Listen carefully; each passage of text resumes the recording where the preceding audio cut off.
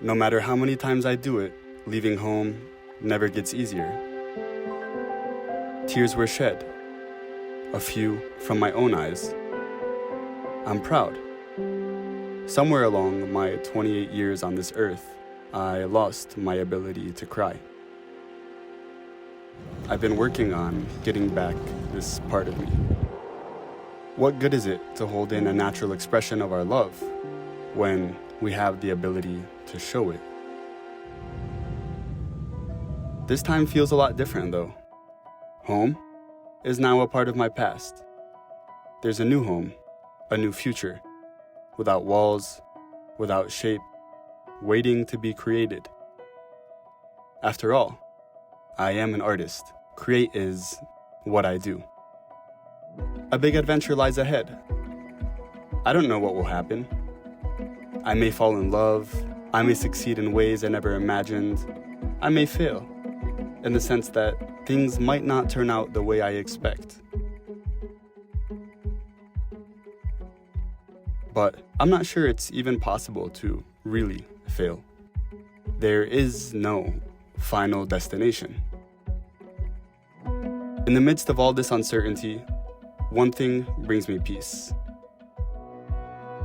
Intuition. The only promise I've made is to listen to myself. I'm not sure you can go wrong with this approach. It's my guiding light in the times I find myself faced with hard decisions. If all decisions were easy, I'm not sure I would learn as much as I do, as in the moments when I take a big leap of faith. I'm a student of life. Learning is what I live for. Maybe that's why I'm drawn to places that speak a different language than me, where I can't express myself with complete ease.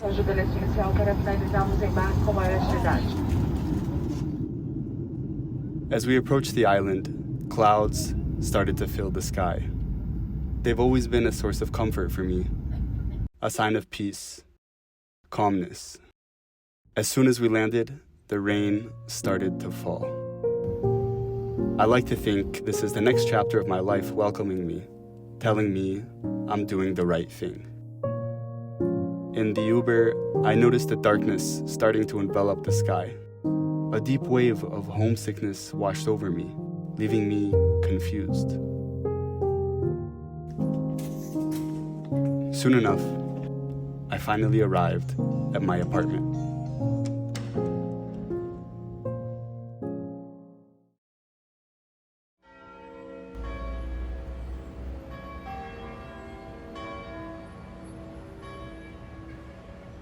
Okay, so I got in last night, and this apartment is beautiful. It is literally the apartment of an artist. And there are thousands of books I bet in this place.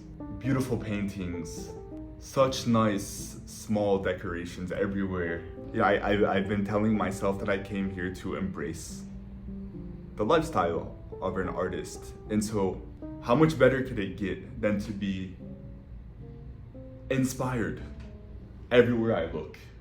I don't have any food. I just made a list of groceries to go buy, so that's what I'm gonna do right now. Also, I don't know if you know this about me, but certainly if you're new to my channel, I am a language lover. So I spent like an hour putting together a shopping list and making sure it was all in Portuguese, just because, yeah, that's me. Yeah, that's me. That's me. I can't stand traveling and not making an effort to get better at a language. I gotta at least try. The first couple days of being anywhere are just about settling down and making the space comfortable. And I am starving, so I'm gonna go get some food and buy some groceries.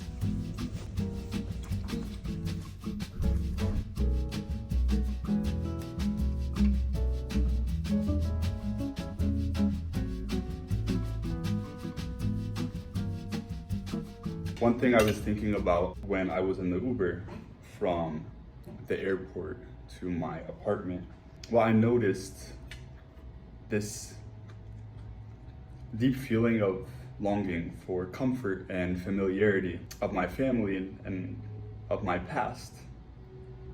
And it was really strong actually. Here's the thing, this isn't the first time I travel alone and move to another place or another continent for a long period of time. But I guess this is just part of being human. I know everything is gonna be okay, right? Like, I've done this enough to know that that feeling of homesickness basically is gonna pass, but it still gets me. You can try and convince yourself, as much as you want, that you'll get used to it, it'll be fine, but to me it almost seems like having to feel that is part of the process. Like, in order to no longer feel it, I have to feel it. It's just interesting. It's kind of like getting up at 5 a.m. to go to the gym. Like, you dread it every day, and then you do your workout, and afterwards you're like, I'm so glad I did this. But it doesn't change the fact that the next morning when you wake up, you still gotta face the same feelings of dread. It's like, to me, it's like one of the biggest flaws, or I don't know what to call it, a limitation of being human. It's like, in this particular scenario, reason cannot overpower emotion. And I don't know, I just thought it was interesting because, to be honest, I was surprised at how intensely I was longing for what's familiar. What I realized is this feeling of homesickness and longing for what's familiar actually can be dangerous, because my response is I just want to stay in my apartment, but that completely defeats the purpose of moving to a new place, right? I want to be social. I want to have a nice balance of working and building out this channel and being a part of the culture, being a part of the society here, and meeting people, and having my Portuguese get better. And so the first day, yesterday when I got here and I woke up in the morning, I really just wanted to stay inside and not see anyone. But as soon as I stepped outside, I felt like I was just injected with life. There is something about seeing a bunch of people moving around like busy ants in a city that does something good to my mental health.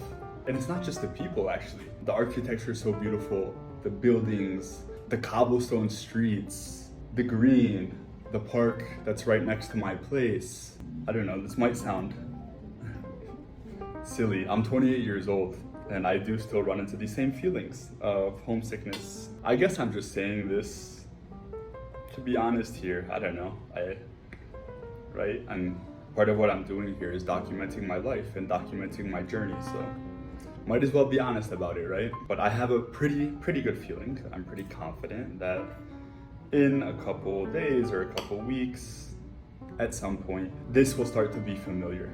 My life here will start to feel familiar to me, and that's a good thing.